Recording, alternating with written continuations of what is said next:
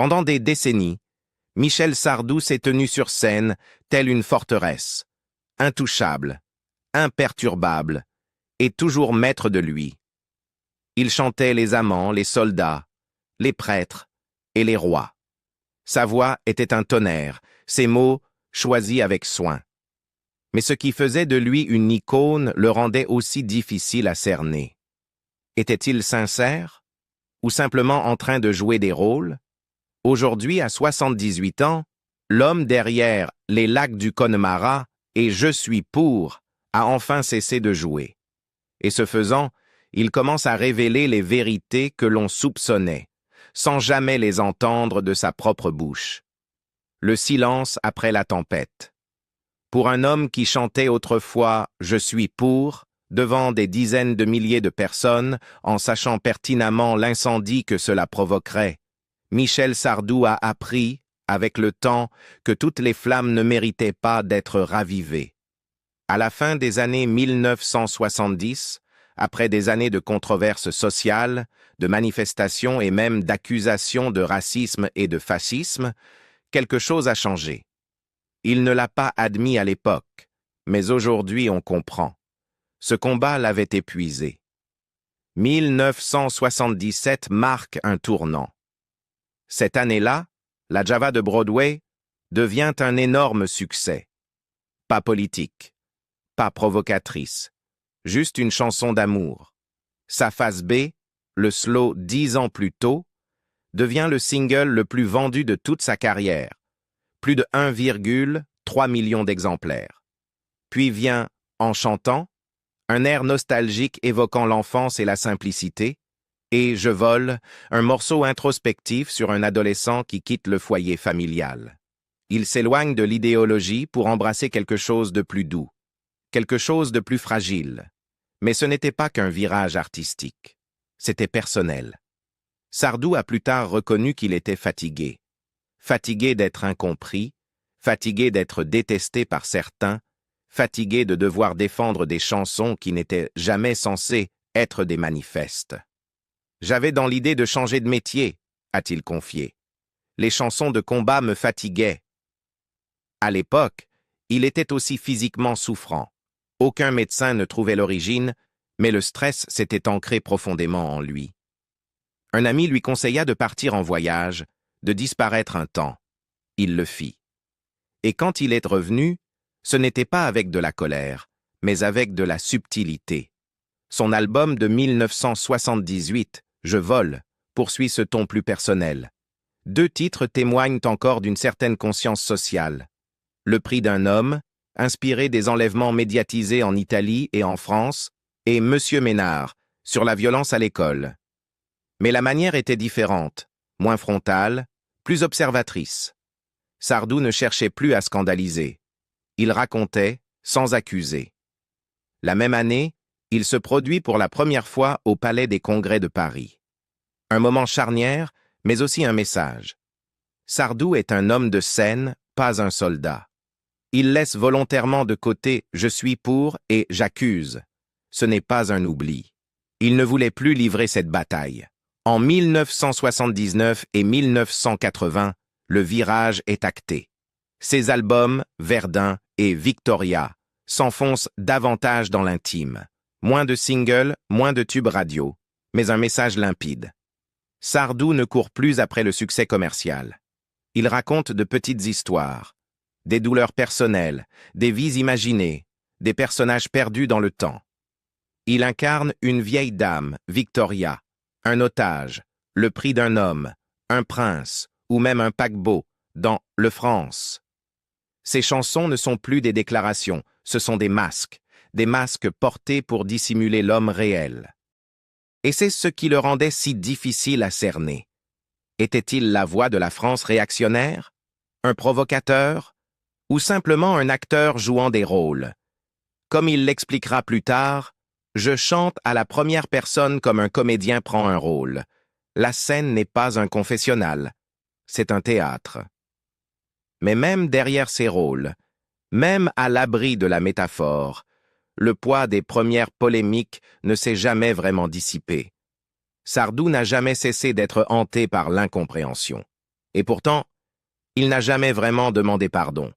Jusqu'à maintenant. La nuit dont personne ne parle. Il y a une nuit dans la vie de Michel Sardou qu'il peine encore à évoquer. L'un de ces moments qui réécrivent toute une existence, qui arrachent les couches de spectacle, de bravade, de célébrité, et ne laissent que la douleur. La veille de Noël, 1999. Jean-Claude Camus, producteur de longue date de Sardou, dormait quand le téléphone a sonné, peu après minuit. Au bout du fil, Anne-Marie, la mère de Michel. Sa voix tremblait. Deux choses venaient de se produire, coup sur coup. D'abord, Sardou avait eu un accident de voiture dans le tunnel de la Défense. Ensuite, sa fille, Cynthia, âgée de seulement 26 ans, avait été violée, pas par un homme, par un groupe. Dans le froid, dans le noir, en pleine campagne près de Pontoise, c'est Cynthia elle-même qui avait appelé son père. Elle sortait du travail, elle n'est jamais rentrée chez elle. Enlevée, emmenée dans un lieu isolé, menacée, puis agressée. Elle a ensuite décrit l'horreur en une phrase impossible à oublier. Une lame sur ma gorge a tranché net mon insouciance. Une lame sur la gorge. Et tout, la jeunesse, la confiance, la sécurité, s'était envolé. Michel n'a pas réfléchi. Il a conduit. Vite. Trop vite. Il a eu un accident avant même de la rejoindre. Il a fallu des heures avant que Camus et Anne-Marie ne les retrouvent, père et fille, à la gendarmerie de Pontoise. Cynthia, brisée mais vivante. Michel, bouleversé, sans voix. Jean-Claude Camus a parlé de « une nuit épouvantable ». Mais la douleur ne s'est pas arrêtée au lever du jour. Sardou n'a jamais parlé publiquement de cet accident, pas avant des années plus tard, dans une interview discrète avec Patrick Sabatier en 2010. Ces mots étaient doux, lourds. « J'ai une fille cadette qui malheureusement a vécu une expérience terrible, une maladie dont on ne guérit pas. » Il n'a même pas prononcé le mot viol. Il n'en avait pas besoin. Cynthia finira par quitter la France. Elle s'installe au Canada, où l'air est moins lourd, où les gens ne murmurent pas. Elle écrit des livres, elle se marie, elle divorce, elle se reconstruit lentement. En 2014, elle publie Une vie à reconstruire où elle raconte tout, pas seulement le crime, mais les conséquences, la honte, la peur, les cauchemars, et à travers tout cela, un homme est toujours resté à ses côtés. Mon père s'est toujours inquiété pour moi, a-t-elle dit dans une interview. Ce n'est pas un homme de grands discours, mais ses actes disaient tout. On oublie souvent que les célébrités sont aussi des parents, que l'homme qui chante les batailles, les amants et la liberté attend aussi au chevet d'un hôpital, qu'il s'assoit dans un commissariat, qu'il tient la main de sa fille quand elle a trop peur pour parler. Cette nuit-là, en 1999, a changé Michel Sardou. Il a arrêté les tournées un moment. Il s'est concentré sur sa famille, sur le silence, sur la protection. Il n'y a plus eu de chansons engagées après ça, plus de scandales. Juste un homme portant un fardeau qui ne rentrait dans aucune parole de chanson. Les chansons qui ont mis le feu. Michel Sardou n'a jamais voulu être une figure politique. Et pourtant, pendant des décennies, on l'a accusé d'être exactement cela. Non pas parce qu'il faisait des discours ou rejoignait des partis, mais à cause de ses paroles, tranchantes, provocatrices, toujours à la première personne. Dès le début, Sardou s'est défendu avec une idée simple. Il ne parlait pas en son nom, il jouait un rôle. Ce ne sont que des chansons, pas des professions de foi, disait-il. Ce sont des chansons, pas des confessions. Mais tout le monde n'a pas été convaincu. Prenons Le temps des colonies, l'un de ses titres les plus controversés. Sardou y chante en tant que vieux nostalgique de l'empire colonial, glorifiant une époque de domination et de violence. Il pensait incarner un personnage, un de ces conteurs de bistrot coincés dans le passé. Mais la réaction du public a été féroce. Les journaux l'ont accusé de racisme. Des manifestants ont demandé son interdiction. Il a été abasourdi. Je croyais camper un personnage. J'ai en partie échoué. Il l'a reconnu. La performance était mal comprise. Un autre incendie éclate avec « Je suis pour », une chanson du point de vue d'un père dont l'enfant a été assassiné. l'homme réclame la peine de mort, avec rage, sans retenue, au-delà de toute raison. Sardou a encore insisté. Il ne soutenait pas la peine capitale. Il incarnait le deuil. Mais pour les critiques, la frontière entre l'art et la prise de position était devenue trop floue. Ce qui a empiré les choses, ou peut-être ce qui a rendu son travail plus brillant, c'est que Sardou n'a jamais changé de méthode. Il chantait comme un prêtre, le curé, comme un adolescent homosexuel, le privilège, comme l'âme d'un navire en train de couler, le France, ou encore comme Danton pendant la Révolution. Toujours je, toujours en immersion, et toujours sans excuse pour le malaise provoqué. Comme un acteur va jouer un curé, un pédéraste, un aubergiste, moi je joue un vieux marié, un bateau, un prince. Il ne chantait pas sa vie, il distribuait des rôles, comme un dramaturge, comme un comédien. Mais la musique n'est pas du théâtre, et les paroles restent. Certains auditeurs trouvaient son détachement artistique stimulant, d'autres le voyaient comme une forme de lâcheté. Les critiques l'accusaient de se cacher derrière la première personne pour propager des idées dangereuses sans en assumer la responsabilité. Pour chaque spectateur qui disait « il me fait réfléchir », un autre criait « il me dégoûte ». En 1978, Sardou a tenté de recadrer le débat. « Je ne suis pas un chanteur engagé. Je suis un chanteur qui se sert de l'actualité. Je fais le rôle d'un journaliste, mais je mets de la musique en dessous. » Ce n'était pas un recul, c'était un repositionnement. Si les gens avaient besoin d'une étiquette, qu'ils l'appellent commentaire. Mais même un commentaire peut diviser un pays. Au fil des années, il devient moins désireux de provoquer. Pas plus doux, mais plus sélectif. Il écrivait encore des chansons puissantes. Il abordait encore la guerre, l'identité, le sexe, la mort. Mais les tempêtes des années 70 avaient laissé des traces. On ne peut pas être traité de fasciste dans les journaux encore et encore sans commencer à choisir ses mots avec plus de prudence, même si l'on croit encore à chaque note. Pour Sardou, l'art n'a jamais été une question de confort. C'était une question de vérité, laide, fictive, empruntée ou réelle. Et parfois, cette vérité venait avec une voix que le public ne voulait pas entendre, la maison qui a tout entendu. Il existe une maison à Neuilly-sur-Seine, nichée dans le discret quartier Saint-James, qui a abrité bien plus que des meubles et des partitions. Pendant plus d'une décennie, elle a contenu le silence de Michel Sardou. Un silence chargé de paroles, de regrets et d'échos que lui seul pouvait entendre. Ce n'était pas simplement une demeure, c'était une forteresse. Environ 700 mètres carrés d'élégance contenue, avec un jardin d'hiver immaculé, une piscine privée, et un ancien studio où résonnait jadis la chaleur des bandes analogiques. Un lieu si secret que même les voisins apercevaient rarement l'homme à l'intérieur.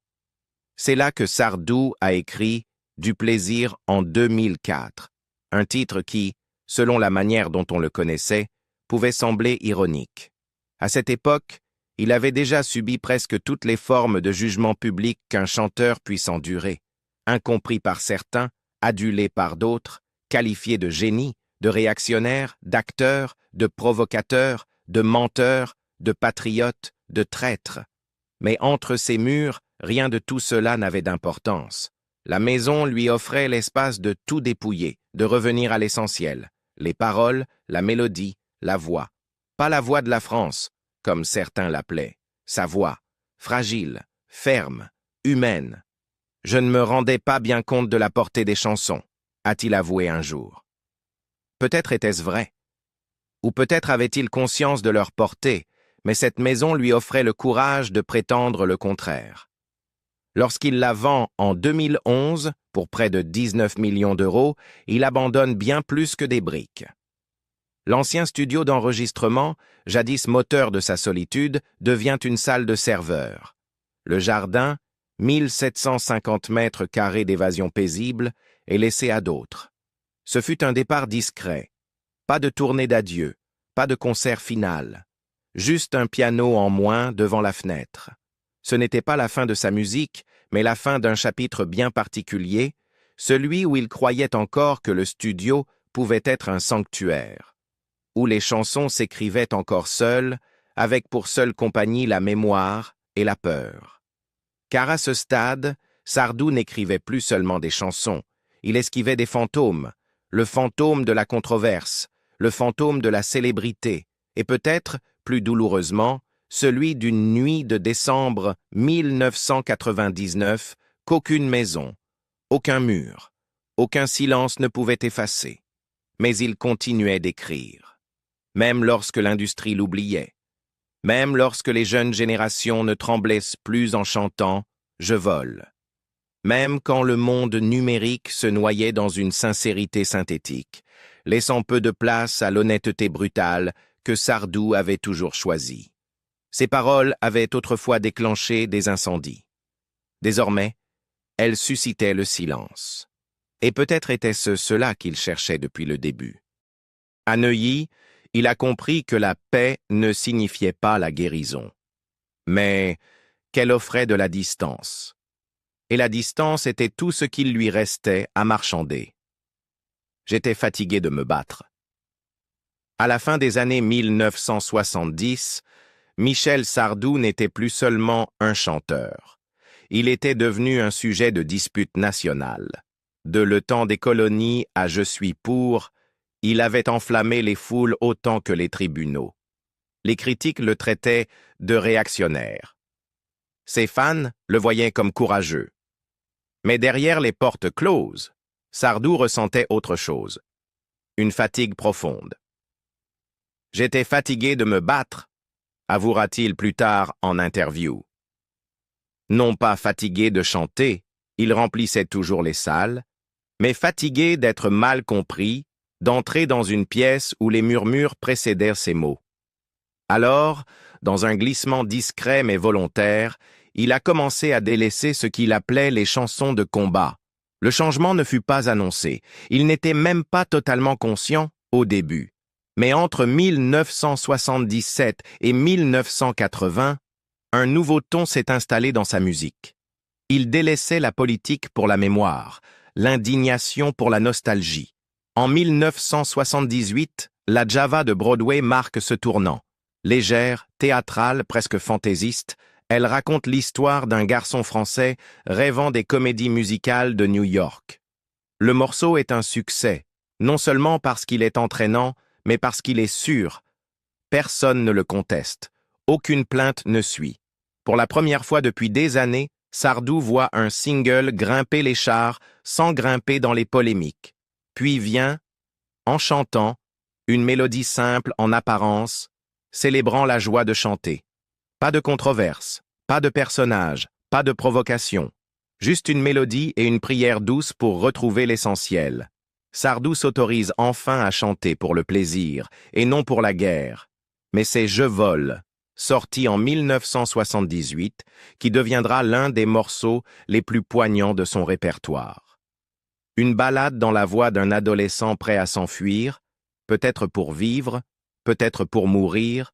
C'est une chanson bouleversante, portée par un piano discret et une voix fragile. Sardou précisera plus tard qu'il ne pensait pas au suicide en l'écrivant, mais l'ambiguïté persiste. Il est passé de la controverse à la vulnérabilité. En coulisses, sa vie n'était pas moins intense. Il se produisait plus que jamais, avec des résidences devenues rituelles au Palais des Congrès. En 1980, il incarne Jean Valjean dans une adaptation théâtrale des Misérables. C'est son premier grand rôle d'acteur depuis sa jeunesse, un retour à ce qu'il aimait profondément. Incarner des personnages, non prêcher des idées. Il est salué pour sa performance, même par ceux qui l'avaient critiqué. Pendant un moment, on dirait que la nation lui pardonne, ou qu'elle est simplement passée à autre chose. Mais Sardou, lui, n'oublie pas les cicatrices. Il a compris qu'une fois devenu symbole, il est presque impossible de redevenir un homme ordinaire. Et pourtant, dans cette phase plus calme de sa carrière, quelque chose de plus tendre émerge. Sa voix, toujours puissante, gagne en nuances, moins martelée, plus habitée.